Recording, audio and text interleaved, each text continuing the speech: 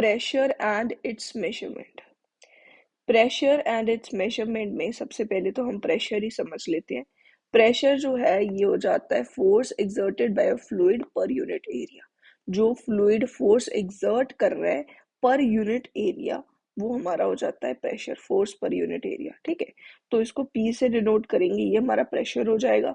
और इसमें सबसे पहला जो प्रेशर एंड इट्स मेजरमेंट में सबसे पहला जो लॉ आएगा ना, वो आता है पास्कल्स लॉ।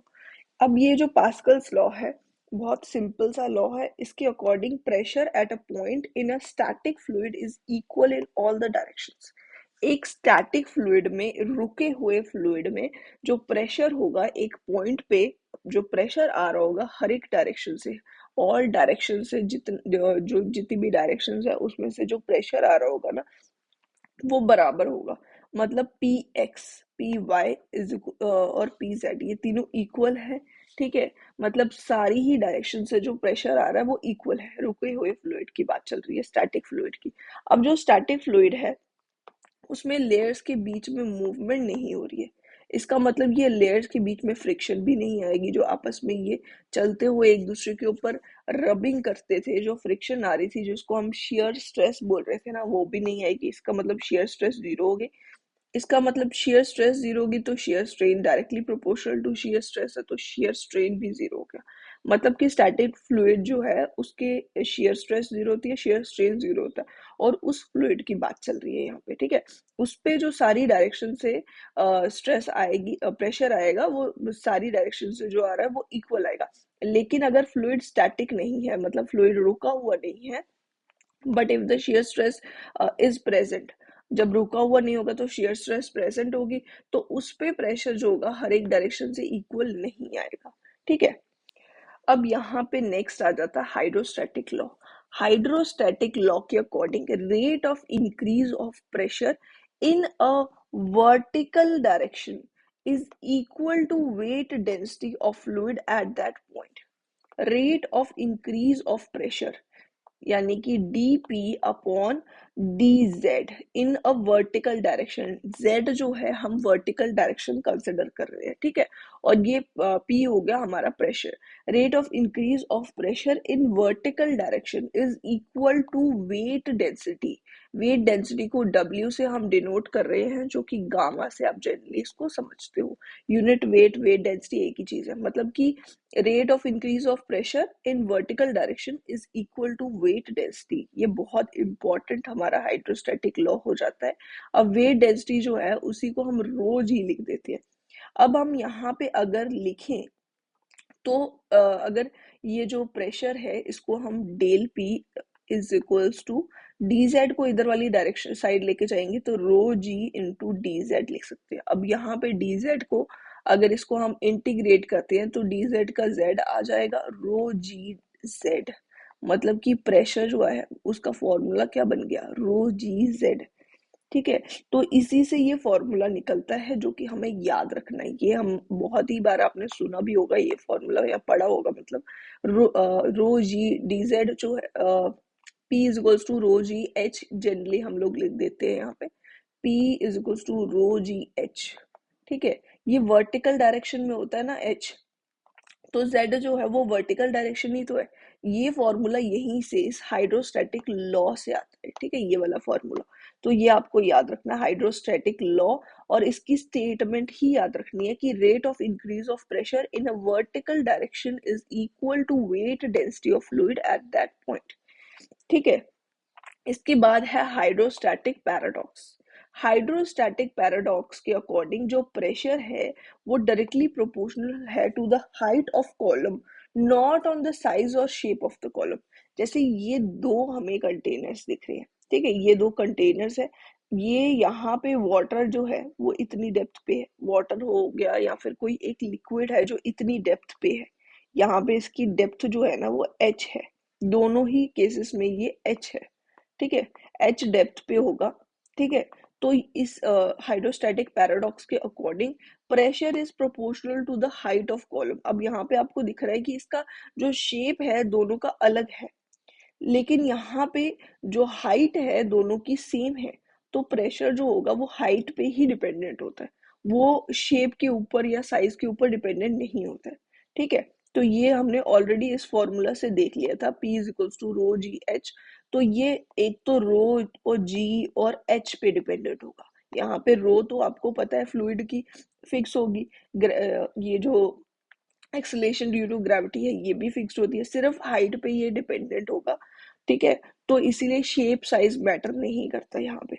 ठीक है, अब हाइड्रोलिक जैक से रिलेटेड कुछ एक क्वेश्चन पूछे जाते हैं। दो केसेस होते हैं इसमें, एक तो ये कि अगर सेम लेवल पे वाटर या लिक्विड है, ठीक है, दूसरा हो सकता है कि जो डिफरेंट लेवल पे लिक्विड्स हैं उस टाइम पे हमें कैसे इसको अप्लाई करना है। अब यहाँ पे क्या है कि हमने इस पॉइंट पे अगर ये सेम लेवल पे है ना, तो दोनों का हमें प्रेशर को इक्वेट कर देना है। प्रेशर क्या हो जाएगा, फोर्स अपॉन एरिया। तो इनके प्रेशर्स को हमने इक्वेट कर दिया। यहाँ पे ये आ जाएगा कैपिटल डब्ल्यू, सपोज हमारा वेट है तो वेट अपॉन एरिया हो जाएगा पहले वाले पॉइंट पे। और दूसरा वाला जो है यहाँ पे हमें फोर्स जो अप्लाई करनी है, हम क्या कर रहे हैं यहाँ पे कुछ एक फोर्स को अप्लाई करके ये वाला जो वेट है इसको लिफ्ट कर रहे हैं। ठीक है, तो फोर्स कितनी अप्लाई करनी होगी हमें, तो वो हो जाएगी एफ अपॉन स्मॉल ए। यहाँ पे एरिया जो है वो स्मॉल ए के बराबर है। और हम यहाँ से देख सकते हैं कि जो हमें फोर्स अप्लाई करनी पड़ेगी ना, वो हो जाएगी small A upon capital A into W. मतलब small A upon capital A की रेशियो हमें पता है कि लेस देन 1 ही आएगी। इसका मतलब वेट जो है उसके कंपैरिजन में काफी जो छोटा हम फोर्स जो है हमें अप्लाई करना पड़ेगा, काफी कम वैल्यू का फोर्स हमें अप्लाई करना होगा। ठीक है, तो इस तरीके से जो लिक्विड है, ये लिक्विड हमारा काम कर रहा है जिसकी वजह से हम ये जो वेट है इसको लिफ्ट कर पा रही है। ये फर्स्ट केस हो गया। अगर दूसरे केस में जैसे हमें दिख रहा है यहाँ पे, अगर वो जो लिक्विड है वो हमारा डिफरेंट लेवल्स पे है, तो हमें क्या करना है यहाँ पे, हमें फोर्स कितना अप्लाई करना और कितना हम लिफ्ट कर पाएंगे। तो अगर हमें F1 फोर्स को लिफ्ट करना है सपोज, ठीक है, इसको लिफ्ट करने के लिए हमें फोर्स कितना अप्लाई करना होगा, F2 अपॉन A2 प्लस यहाँ पे हमारा जो प्रेशर जो है, ये प्रेशर को हम इक्वेट कर रहे हैं ना, फर्स्ट वाले लेवल पे जो प्रेशर होगा वो किसके बराबर होगा, F2 अपॉन A2 जो हम फोर्स इस पे अप्लाई कर रहे हैं, प्लस जो इनके बीच का लेवल का डिफरेंस है उसको हमें प्लस करना है। इतना इन दोनों के बीच में प्रेशर को हम इक्वेट करेंगे और इतना हमें फोर्स लगाना पड़ेगा, सिर्फ F2 का फोर्स लगाना पड़ेगा। ठीक है, तो यहाँ पे ये हो जाएगा, सपोज A1 इसका एरिया और इसका एरिया A2 है, तो ये हो जाएगा F1 upon A1 plus F2 upon A2। और जो हाइट का डिफरेंस है वो हो जाएगा H into rho G H. ये हमारे प्रेशर का फॉर्मूला होता है जो हमने ऑलरेडी समझ लिया, तो ये रो जी एच हो गया। मतलब ये हो जाएगा P1 प्लस P2। सपोज ये P2 प्लस P3 लिख देते हैं और इसको P1 लिख देते हैं। तो मतलब हमें प्रेशर्स को इक्वेट करा हमने। ठीक है, तो ये हमारा डिफरेंट लेवल के केस का हाइड्रोलिक जैक का ये फॉर्मूला हो गया। मतलब इस तरीके से हम कर सकते हैं सॉल्व क्वेश्चंस को। नेक्स्ट हमारे पास जो मैनोमीटर्स हैं जो हम यूज करेंगे। पहले बात तो यहाँ पे प्रेशर को मेजर करने के बहुत सारे तरीके होते हैं, तो उसमें से एक आता है मैनोमीटर। ठीक है, पहले हम एक और चीज समझ लेते हैं। जैसे सपोज हमारे पास ये एक कंटेनर है, ये जो सी पॉइंट आपको दिख रहा है इस पे प्रेशर कितना होगा, इस पे प्रेशर एटमॉस्फेरिक होगा क्योंकि ये कंटेनर ओपन है। ठीक है, और दूसरा पॉइंट ए आपको दिख रहा है, अगर हम इस ए पॉइंट पे प्रेशर निकाले तो ये प्रेशर जो आएगा ड्यू टू ऑयल आएगा। ठीक है, ऑयल की वजह से रो जी एच हमारा प्रेशर हो जाएगा। सपोज ये एच हाइट है इसकी, ठीक है, तो ये इसके बॉटम पे बिल्कुल हम लोग निकाल रहे हैं, तो यहाँ पे रो जी एच हमारा प्रेशर हो जाएगा। अगर बी पॉइंट पे बात करेंगे ना, तो इसमें दोनों का प्रेशर आएगा, ऑयल का भी आएगा वाटर का भी आएगा। तो रो जी एच यहाँ पे सपोज ये एच है और ये स्मॉल एच है, तो ये आ जाएगा रो जी कैपिटल एच प्लस अगर हमारा जो वाटर है उसके लिए हम रो डब्ल्यू लिख देते हैं। ठीक है, तो ये जी और ये यहाँ पे स्मॉल एच आ गया। ठीक है, तो ये हमारा प्रेशर हो जाएगा बॉटम पे बिल्कुल।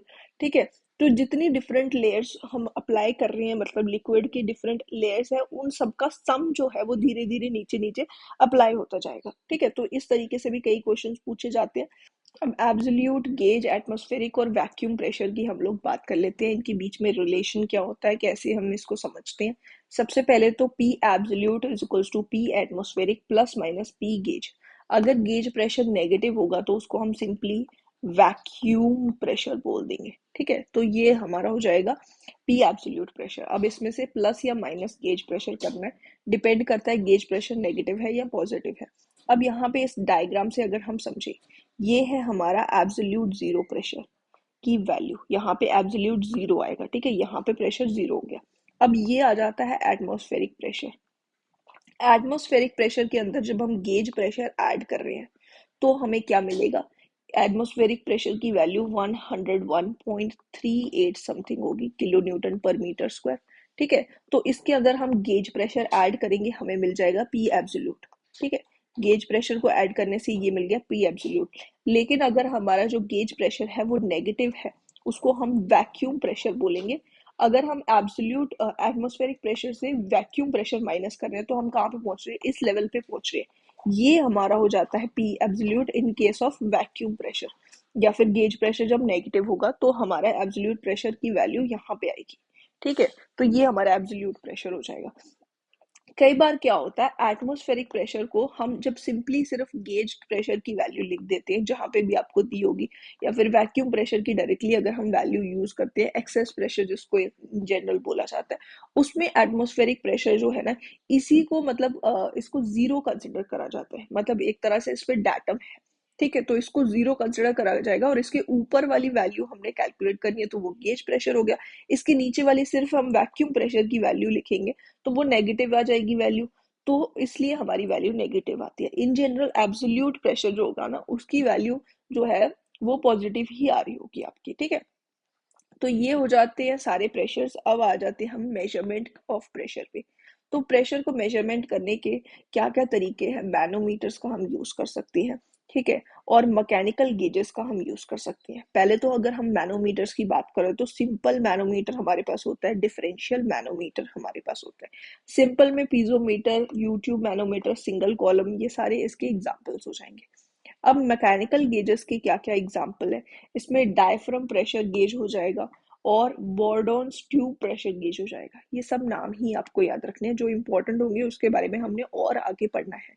डेड वेट प्रेशर गेज भी हम यूज कर सकते हैं यहाँ पे, ठीक है, यही मैकेनिकल गेज की ही एग्जांपल है।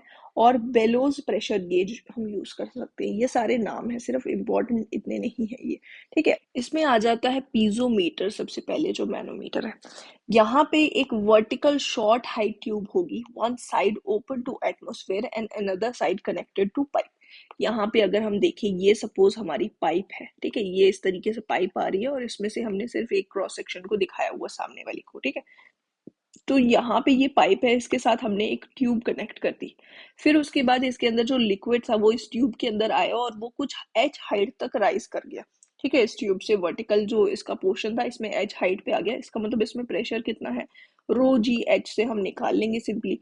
रो जो होगी, जितना इसमें वाटर होगा, मतलब वाटर या जो भी लिक्विड होगा, उस लिक्विड की जो डेंसिटी होगी उसके साथ हम जी मल्टीप्लाई करेंगे 9.81 जिसकी वैल्यू होगी, और एच हमें यहाँ पे इस पीजोमीटर की हेल्प से मिल जाएगी। तो हम प्रेशर यहाँ पे कैलकुलेट कर पाएंगे, ठीक है। अब हम देख सकते हैं कि एक तो ये पाइप जो है ये ओपन टू एटमॉस्फेयर है, दूसरी साइड से, एक साइड से ये पाइप में लगी हुई है, दूसरी साइड से ओपन टू एटमॉस्फेयर है। और यहाँ पे इसके यूजेस क्या क्या हो जाएंगे।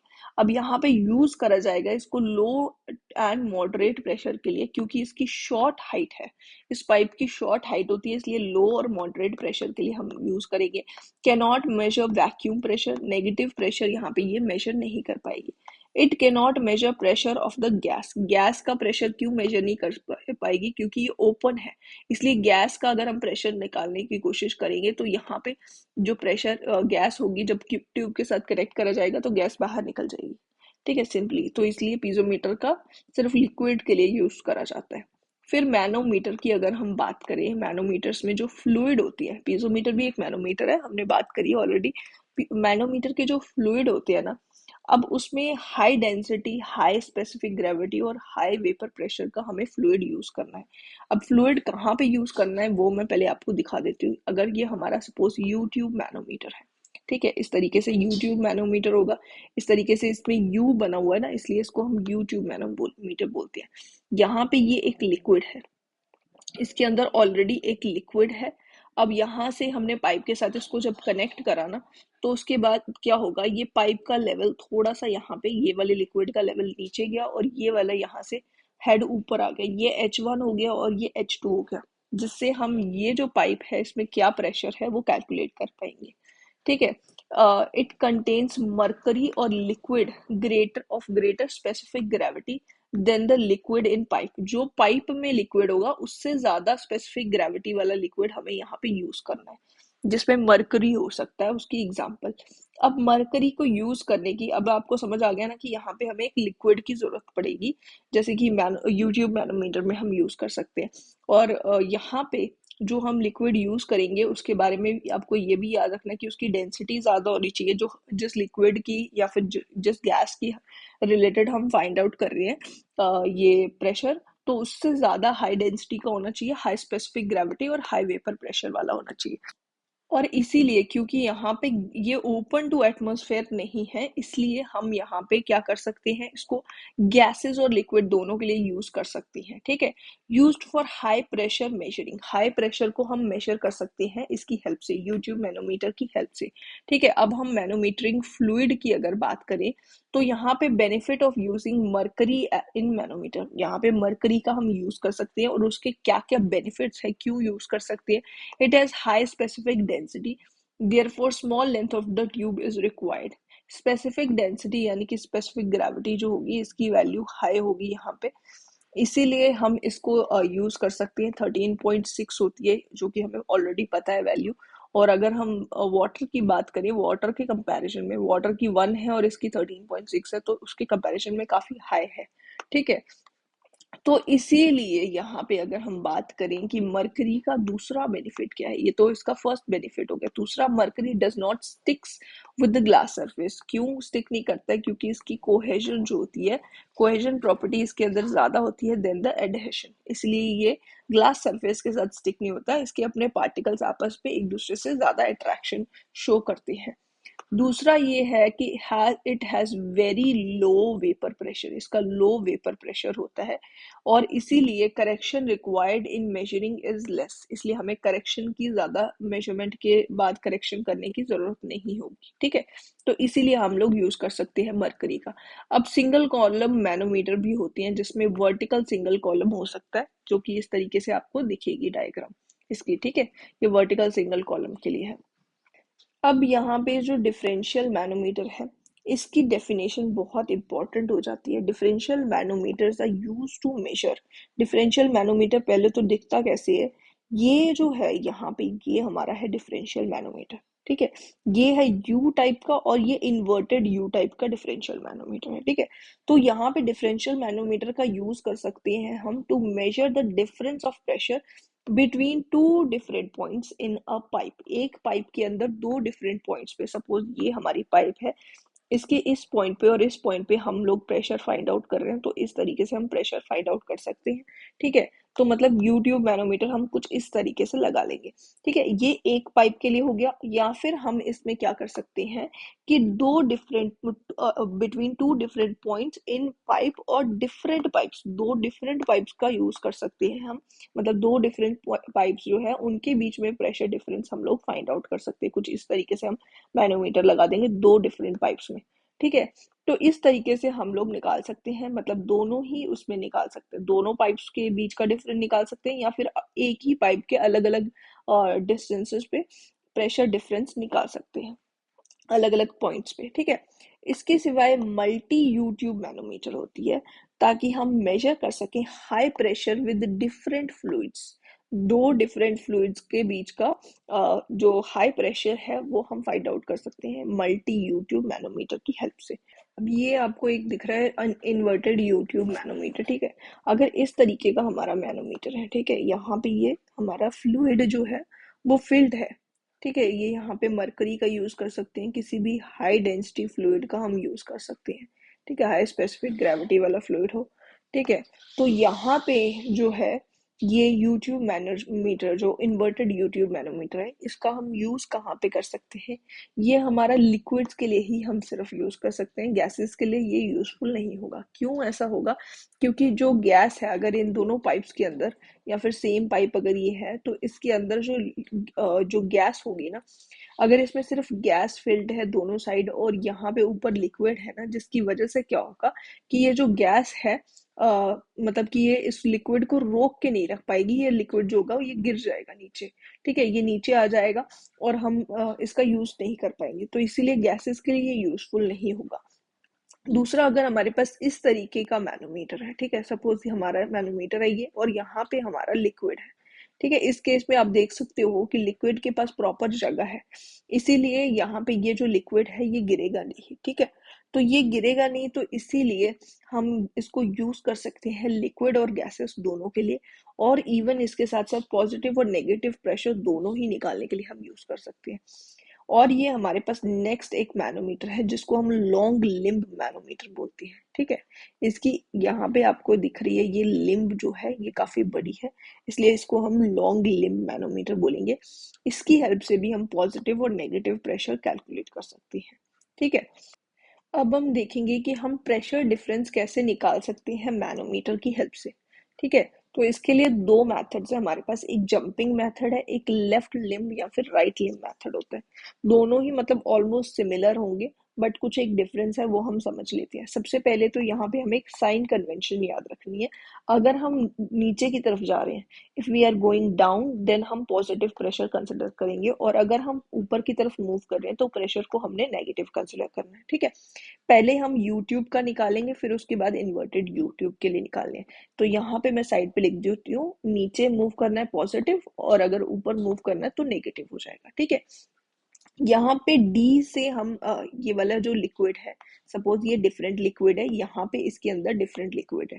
ठीक है, तो डी से हम डिनोट करेंगे लिक्विड को जो इसके अंदर प्रेजेंट है, मतलब जिनका हमें प्रेशर डिफरेंस निकालना है, डी और ये वाला डी से और ये एफ से होगा। ठीक है, और जो हमारे पास जो इसके अंदर लिक्विड प्रेजेंट है पहले से हमारे मैनोमीटर के अंदर, तो उसको हम उसके जो प्रॉपर्टीज है उसको ई से डिनोट करेंगे। सपोज यहाँ पे ये एच डी हो जाएगा फिर। ठीक है, और ये हो जाएगा यहाँ पे एच एफ।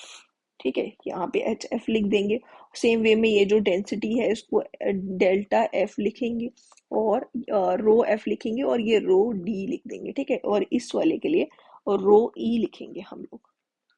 अब हम निकालते हैं फर्स्ट जो है प्रेशर डिफरेंस। यहाँ पे इस पॉइंट पे प्रेशर क्या आ जाएगा, इस जो ये पाइप है इसके सेंटर पे प्रेशर आएगा पी डी।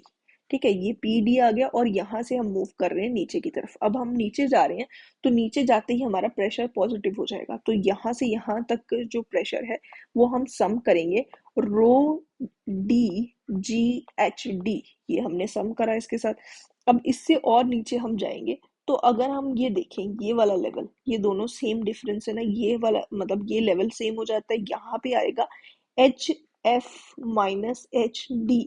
ये आपको पता चल गया ये वाला दोनों चीजों का डिफरेंस है। अब हम यहाँ तक का ही क्यों फ्लूइड ले रहे हैं, इसके आगे का ये वाला जो फ्लूइड जो यूट्यूब मैनोमीटर में ऑलरेडी है उसको हम क्यों कंसिडर नहीं करें, उसको हम निग्लेक्ट करेंगे।